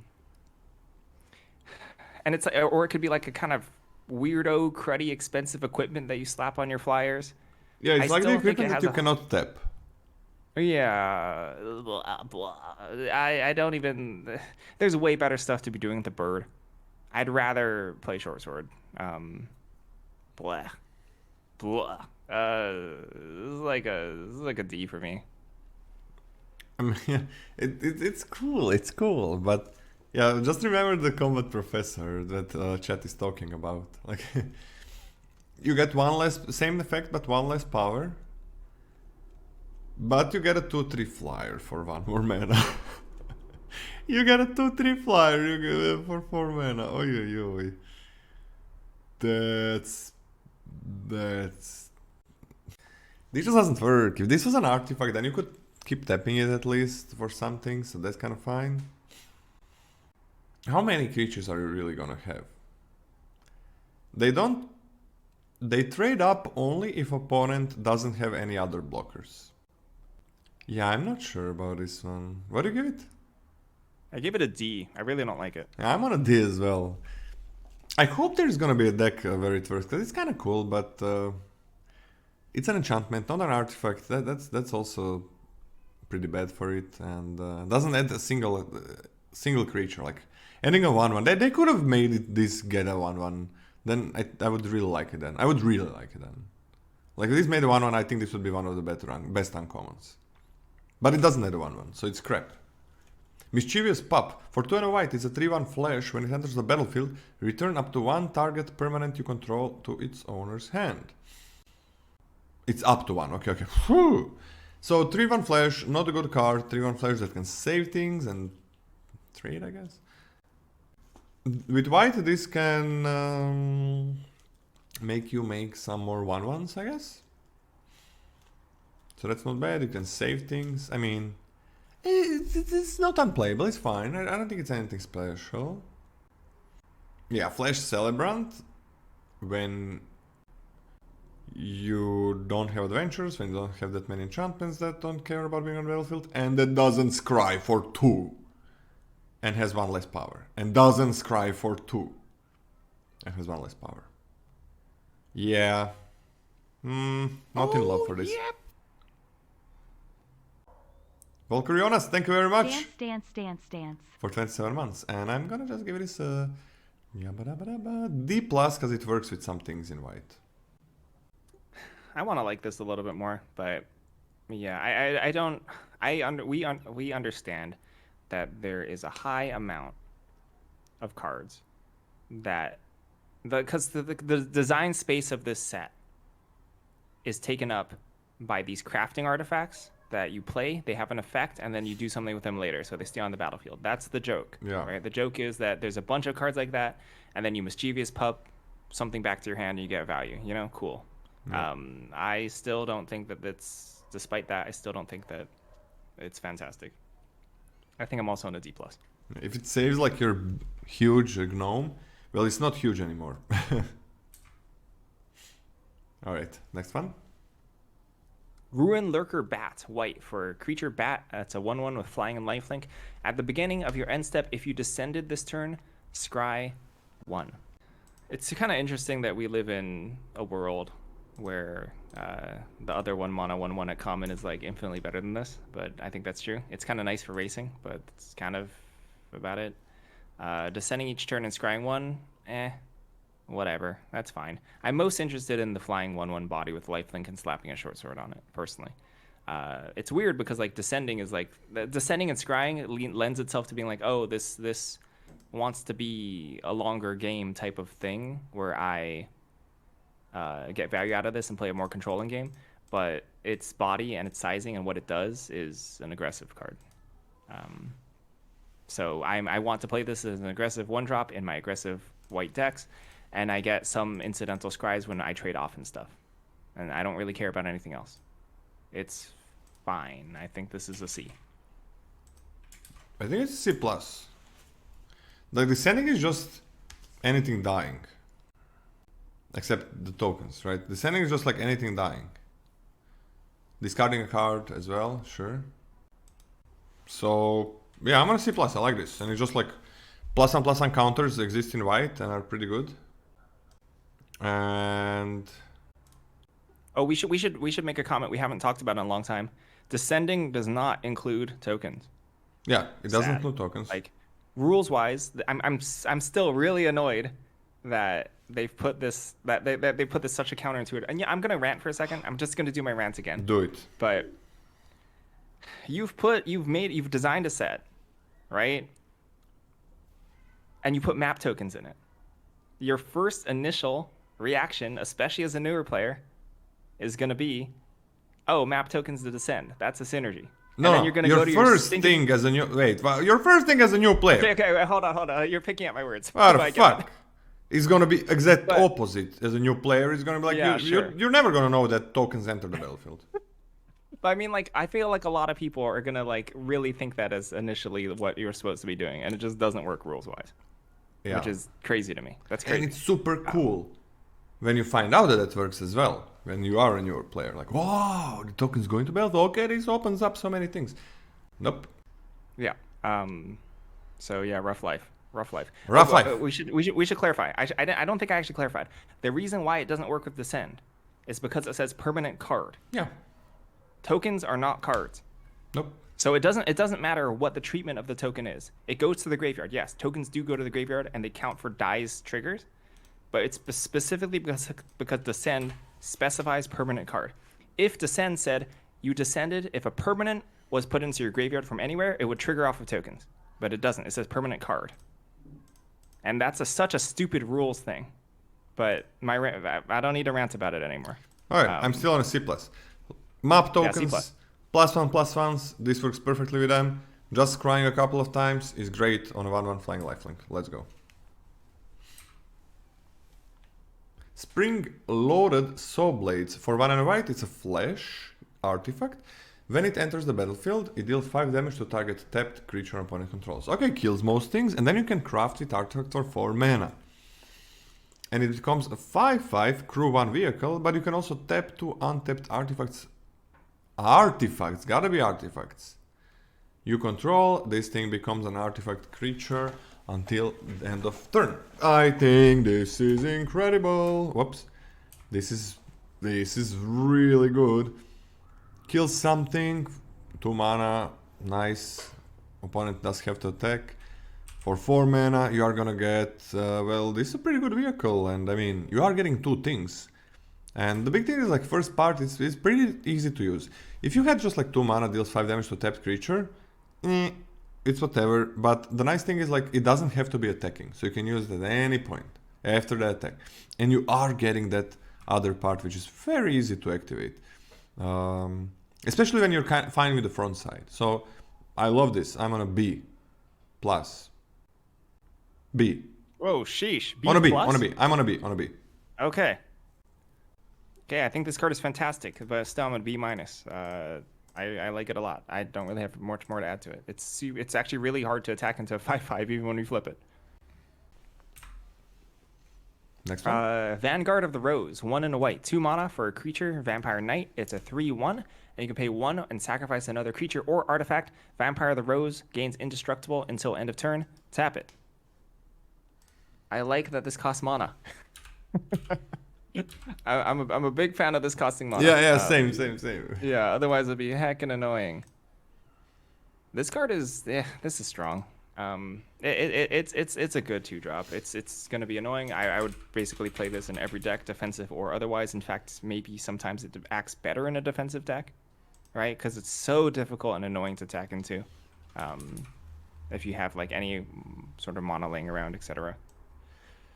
It's really annoying to block based on threat of activation. Threat of activation is a concept in Magic that you don't actually have to use the ability. Your opponent just has to know that you can use the ability. So for example, if your opponent has a 3/3, you attack into it. If they block, you can just pay 1, sacrifice your map token or something, and then you eat their 3/3. So they don't block. So you don't have to sacrifice. They just take 3. So it doesn't actually cost you the 1 mana and a sacrifice every time you attack into it, into like your opponent's stuff. This card it's just a good 2-drop. It's a really good 2-drop. B- for me. Could go up. I'm gonna B. You put +1/+1 counters on this. That's also great. I'm like easy B. Maybe even B+. In B+ in some decks, but at least a B. This is so nice. Are you okay? One pushback. Mm-hmm.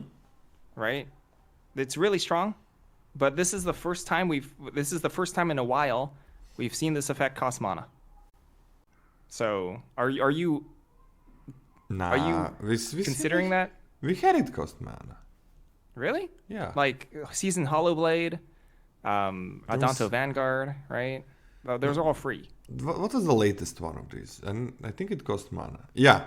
Oh, these recent sets. What was the one in 1? That was the 3-1 that did it. There are holes in your mana to fill, exactly, Scotty. yeah, there's holes in the mana to fill. Vanguard did cost 4 life, but that's fine. Pay that 1, is remove 1 oil. Blade Ambassador. Pay 1, did you like Blade Ambassador? Yeah. That was so good. Okay. Yeah, at least a B. This is great. Very well. Abuelo. I hated that card, by the way. Oh, we are on to the rares of white. Abuelo's Awakening for X and 3 and a white. It's a sorcery. Return target artifact or non-aura enchantment card from your graveyard to the battlefield with X additional +1/+1 counters on it. It's a 1/1 spirit creature with flying in addition to its other types. Yeah, so you're getting back an artifact or enchantment as a flyer. Like, I guess it works with that thing that makes 1/1s, so that's kind of okay, but you already have to have it in the graveyard. You cannot get back a creature. It's like a 1/1 spirit, so that's the base stats of it. It stops being big if it was big. This is garbage. This is garbage. D-, it's not unplayable, but it's D-. I'm down for D-. Quite rough. And I will lose to it. Yeah, for sure. Yeah, you know, my opponent's going to have 7 mana. They're going to play a 3/3 that draws them a card or something, and then I'm going to be like, all right, that's pretty good. 7 mana 3/3, Jesus Christ, conditional. Oh my god. Everybody has Fractal Infinity. Just 1 second. Everybody has problems with identifying the rarity on these cards. The first time I saw it, I talked about it a lot on the streams where I just randomly read some cards that came out. This was like, at first I was like, what the hell? What is a common? What is an uncommon? The rares were kind of okay. What the fuck is this? This happens always. I know it happened before. It happens every time when there is not enough space to fill the colors, when there is too much black and white. These lines, when it's mostly lines. So the way, yeah, you should look at the bottom left corner. You have an R there, or an U, or a C, or an M. So bottom left corner, guys. That's what you should be looking at. It's horrible. I don't know how this was fine. Like, it's horrible. Somebody, I don't know who did it. They had eyes, for sure. If they're designing things. There's L for lens, yeah. So I don't know. I mean, it's fine. It doesn't hurt, but it is just horrible. this? I mean, just if they added like middle, if middle was colored, if the triangles were colored, easy. Just this. Whenever there is so many lines, it's very hard to see. especially online. I don't know how it's in paper. Okay, we can go to this one. It doesn't matter. Like if it doesn't matter for the gameplay and stuff. It's just now for the first time you really need to read like bottom left. I'm constantly looking at bottom left when we are gonna swap the rarity. It is not good. Yeah, I don't know what happened with the set symbol. I know it happened one time that I remember in the past. I don't know which set it was. I was saying the same thing, but it happens. What can you do? Well, hopefully it's not gonna happen again. Fabrication Foundry, 1 and a white, 2 mana for an artifact, and you can pay, or sorry, then you tap it to add a white. Spend this mana only to cast an artifact spell, or activate an ability of an artifact source. And you can pay 2 and a white, 3 mana total, and tap it to exile 1 or more other artifacts you control with total mana value X. Return target artifact card with mana value X or less from your graveyard to the battlefield. Activate only as a sorcery. You can cash in. So let's talk about the second ability. You can cash in your onboard artifacts for something in your graveyard of equivalent value, right? Yeah. This card is really cruddy. I don't care how deep into artifacts you can get in limited, right? It's just not you're not gonna have a deck of 100% artifacts. There's gonna be things that this does nothing for, right? You can't curve into your stinking 3/2 flying gnome creating thing, unfortunately speaking. And I really don't care about that second ability either. I understand that this will, if you do play this card and you cast it and it can tap for mana for some things, you know, that it does do a thing, but this is still an F for me. F, yeah. The second part is garbage. The first part is garbage. I know 2 garbages are better than 1, but well, no thank you. Get lost for 1 and a white. It's an instant that says destroy target creature, enchantment, or planeswalker. Its controller creates 2 map tokens. Horrible garbage. Don't play this, but it removes their best bomb. Well, best bombs. How many best bombs are we gonna have in our decks? How many best bombs are opponents gonna have? If every removal always removes bombs, then removal is better than anything except bombs. So yeah, horrible card, abysmal. And I know a lot of people are gonna say, but it removes anything, it's a good tempo. It is absolutely incredibly bad. It is, you're paying 2 mana to remove something that opponent has, destroy it, not even exile it. And they are gonna get 2 map tokens, probably 1 card out of that, probably 1 counter out of that, something like that. And you want your cards to be 1/1. That is very important, unless it's some crazy tempo, which this one isn't. I would played a 6-drop, it is crazy tempo, but it's turn 10 or something already, so whatever. So, huge. You want your cards to be 1/1 at least, unless it is incredible tempo effect, like Twisted Fealty in the last set. It was so good at finishing the game that it doesn't matter that it is not a 1/1, because it does win the game so many times. Yeah, this one just is not a good tempo. Tempo is really good in the first 7 turns. And yeah, you want your cards to be 1/1. That's what you want from them. On the front side, no conditional shit, like instant speed removal can be 2/1, none of that. When you're playing it in vacuum, you want your cards to be 1/1. More cards you put in a deck that are not worth a full card, well, opponent gets more and more value, you just lose. So I think this is a D-. It's not unplayable, it's probably one of the worst removal cards in this set. I'm kind of surprised that you gave it a D- instead of an F. I kind of want to give it after an that F. whole rant. I feel like as a content creator, you would be doing a net benefit for the world for giving it an F. I do believe it's a D- though. Yeah, I kind of want to give it an F. What would Fateful Absence? 2 mana, destroy whatever, and opponent makes a clue token. Incredibly bad. One of the worst removal cards for limited ever made. And same thing applies here, because you are not having a card be worth a full card. You want to know? You want to know a fun play pattern with Get Lost? You're playing a defensive white deck. Right? Your opponent is curving out, and you're like, oh, I gotta survive, so I gotta remove their creature, right? So you get lost it, and then the following turn they add 2+1/+1 counters on your creature and hit you just as hard. Yeah, yeah. Or they Amazing. get through 2 lands and they continue drawing real spells or something. I really want to give it an F. But maybe you're so defensive and have so much value that you're okay playing a Get Lost. You're never happy with it. You're never happy with this card. It's like maybe something really bad happened. Man, I'm just gonna give it an F. I'm just gonna give it an F. Give it an F. Give it an F. It is, yeah, give it an F. It is not a card you ever want in your deck. Multiples of cards like this, your deck is probably bad just because of that. No. F. How is this rare? The card's fantastic. This card is amazing. Get Lost.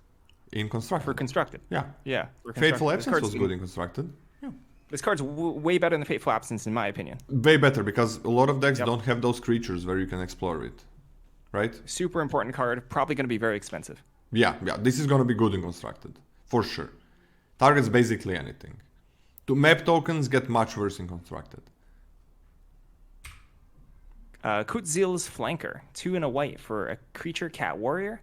It's a 3/1 with flash. When Kutzil's Flanker enters the battlefield, put a +1/+1 counter on Kutzil's Flanker for each creature that left the battlefield under your control this turn. Or you gain 2 life and scry 2. Or you exile target player's graveyard. Woo! Okay, like normally, it's so funny. It's so funny because normally that last clause, in Limited, you're like, whatever, I don't care about that. Maybe you'll exile like one thing with flashback. But in this set, imagine exiling your opponent's entire graveyard when they're on Descend stuff, when they're relying on their Descend stuff. Like you turn their 8/8 stupid Golgari uncommon into a 1/1 or whatever, 2/2. 7/7. Wild. Yeah, that's super wild. Yeah, this card's decent, right? I putting +1/+1 counters on it for each creature that left, that's difficult.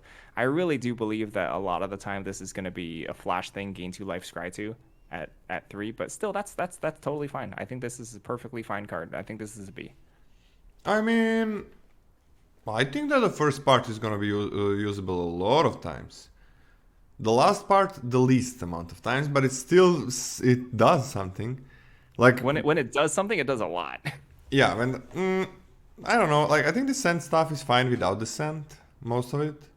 And then when you get to Descent, it's not overpowered. The Golgari one is really good, yeah, but it's a 3/3 on the front side, and then it gets +4/+4 maximum.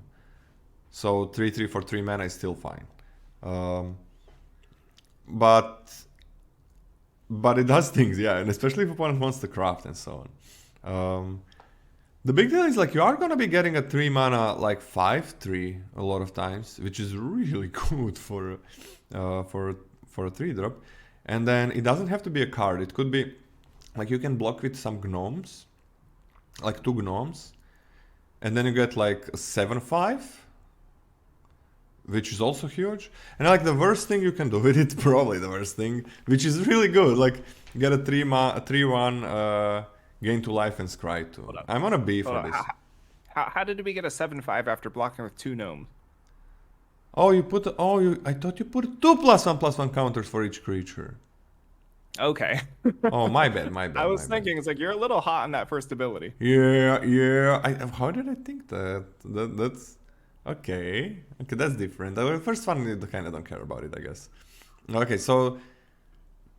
You are gonna be like, okay, it is not the worst thing. The second part. The second part is the most common thing that you're gonna do with it. Yeah. Scry to draw, try to gain 2 life on a 3/1 flash is great. I'm on a B- actually then, because the first part is just whatever. I'm on a B-. That's really good. This is a good card. Ojertak, Deepest Foundation. For 4 and double white, it's a 6/6 vigilance. God, if 1 or more creature tokens would be created under your control, 3 times that many of those tokens are created instead. 3 times that many of those tokens? That's not how they usually word it, I think. When this thing dies, return it to the battlefield tapped and transformed under its owner's control. So we have a cycle of these, and they are fucked up. It becomes a land, a temple of civilization. Yeah. Enter the Veil! Thank you very much for 34 months! And hello there. For tap, you add the white mana, so it's like plains. For 2 and a white and a tap, you transform this thing back into a god. Activate only if you attacked with 3 or more creatures this turn, and only as a sorcery. Okay, this is wrong. So 6 mana 6/6 vigilance is fine, whatever. But I mean, creating triple the tokens. Like if you are gonna be making, you're playing every single you're playing a lot of those 4 mana 3/3 that 3/2 flyers that make a 1/1. Now they make 3 1/1s. The 3 mana make 2 1/1s. Now make 6 bodies. Anything that this is really good. I mean, and attacking with 3 things. If you're gonna just transform this for 3 mana, it's 3 mana, not 4, because that's it taps itself. But whatever. Like, it's not hard to attack with this with 3 things. If you are gonna be getting this one back, an opponent is gonna have a hard time attacking you when they know that this is the thing. I mean, this is crazy good. This is crazy good. It's like keeps coming back, and yeah, I'm on an A, because it requires a little bit of extra work to be like completely broken. But if you make some creature tokens, that's so good. Just an A for now. You're on an A? Maybe A minus. As a 6 mana 6/6 that, like, if you're on a semi-normal-ish board, if it dies, and then you have like 2 creatures to attack back, and then it's a land. I don't know. I think it's not gonna be that hard to attack with 3 creatures. You're gonna know that you want to keep 3 creatures. If you have 3 creatures, you're like crushing it, aren't you? No, this is 3 1/1s. I mean, you're crushing it with 3 creatures. You're not crushing anything with 3 creatures. What the fuck? Where are you playing these games? Like, a big board. You're crushing it with 3 creatures. Crushing it. Destroying the opponent. They do nothing. That's it. Like 3 creatures, GG, concede. It's normal to have 3 creatures. I don't know, especially man. I chump block all the time. I make bad blocks all the time. 3 creatures is a lot, you know? Yeah. Yeah, you chump block start chump block on turn 2, and then the opponent has 3 creatures and you're dead on turn 4. I want to be at 20. I want to be at 20. I don't want to be at 16. Chump. That's fine. That's fine. Still on an A. Maybe A minus, but I think it's an A. I think it could go down an A minus. All right, I'm a hater. I'm gonna B. I'm gonna be on an A minus. A minus actually. Yeah, go to A minus, because it does like require a little bit of extra work to become completely broken. I do like vigilance. In this defensive deck, like, hell yeah. Scotty? Sorry, we are on a Resplendent Angel. 1 white for a creature angel with flying. It's a 3/3. At the beginning of your end step, if you gained 5 or more life this turn, create a 4/4 white angel creature token with flying and vigilance. 3 white until end of turn. Resplendent Angel gets +3/+3 and gains lifelink. Annoying. This is a reprint, this is like an actual reprint. Yeah, this is a reprint. Yeah, it's really strong at its base. 3 mana 3/3 flyer. That's a little bit difficult to cast. Don't write that off. But yeah, you're not gaining in this set. Correct me if I'm wrong. You're not gaining the 5 life without activating the ability. Is that correct? Yeah, I think so. Yeah. Okay. So it's just 6 mana, and then you can start pooping out 4/4s. This card is super duper strong. Really annoying. This is a B+ for me, or an A-. I think this is. I'm just gonna give this an A-. Yeah, I'm okay with an A-. I think put the last card on a B+ for me, because it is a 6 mana 6/6, and that's it when you play it. So like, yeah, from 6 mana creatures you kind of do require a little bit of extra work. It doesn't give you multiple bodies right away. So yeah, the last card I'm okay with a B+. It's the chat. I was reading what chat was saying, and yeah, it doesn't have any immediate value. And sometimes like 6/6, a lot of times 6/6 for 6 mana if you're behind is not enough. And for bomb, I think you want more. And 3 mana 3/3 flyer that does end the game if opponent doesn't kill it later is pretty damn good. Okay. Sanguine. How do you read this? Sanguine? I'm sorry, I can't really help you. I pronounce it Sanguine. Sanguine? Okay, Sanguine Evangelist. For 2 and a white, it's a 2/1 Vampire Cleric with Battle Cry. When this guy enters the battlefield or dies, create a 1/1 black bat creature token with flying. This is just absurd. Absurd 3-drop. It's like, it makes 2 bodies, a 2/1 and a 1/1. That's already good. That's already like really good. And it's gonna make another body when it dies. And when it attacks, everything gets +1/+, already made a body. Yeah, this is really good. I mean, I kind of want to give this a bomb grade, but I think I'm gonna... This could have like a higher win rate than the last card. Right? But it is a 2/1, so... Oh, man. This is so good. It's like a B+ or an A-. I think this one is gonna have a better win rate than the Resplendent Angel. They have so much time to kill it as well. Man, I'm gonna grade this as a bomb. It just like does everything for an aggressive deck. I don't think it's... Maybe it doesn't look like a bomb, that doesn't have any like game-breaking effects, but it does so much for your tempo and attacking. Like, if you are attacking, this is crazy when you play it early. I think A- is fine. Ugh. Let's start it as a B+. I don't know. Scotty, what do you want to give it? Talk to me about it. Talk to me. I think this is better than Resplendent Angel. Yeah. I said it. I think it's better. I kind of want to give the Resplendent Angel a B+. Okay, I think they're both A-. Like a B+ here, B+ there. Better than a Preening Champion. I mean...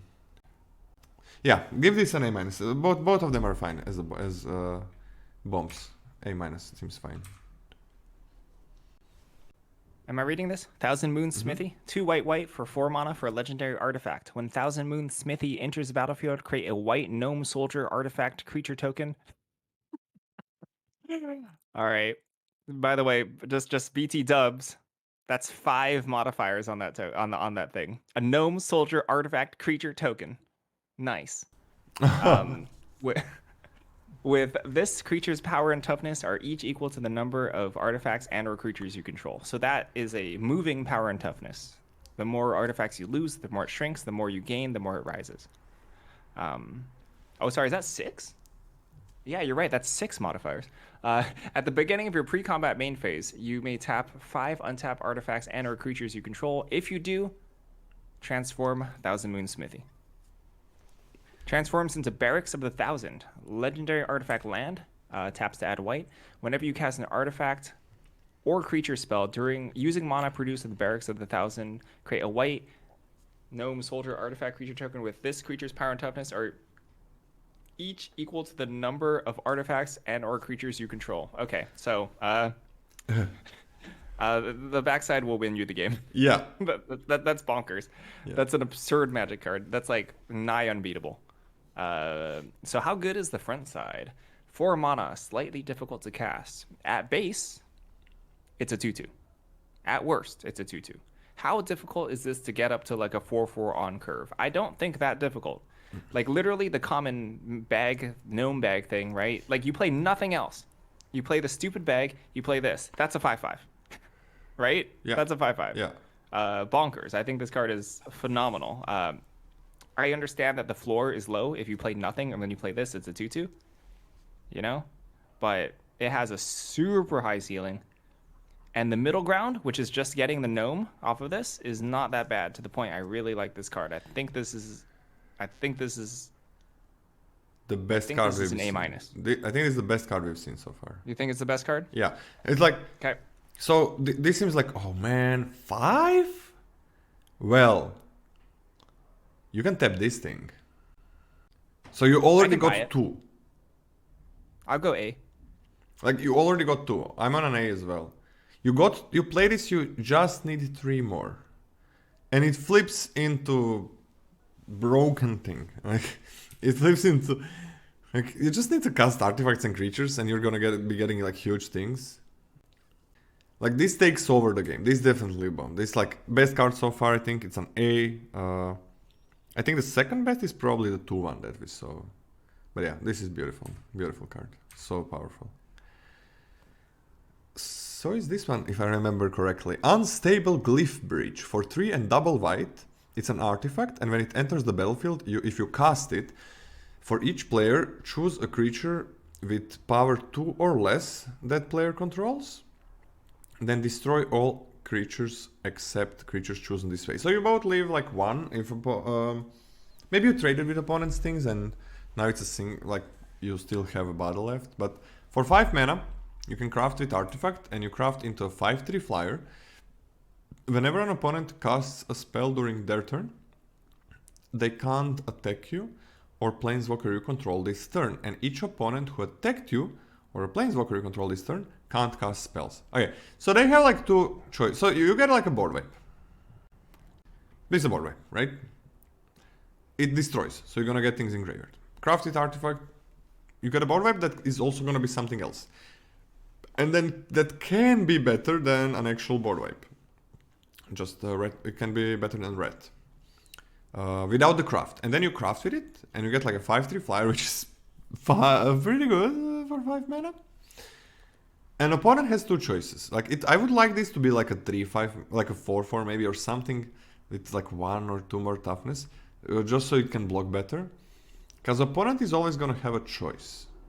Either they are attacking, or they are casting something. That's the choice. They advance the board, they use removal, whatever. Okay, I guess removal they can use and attack. They advance the board, or they draw cards or something, or they attack.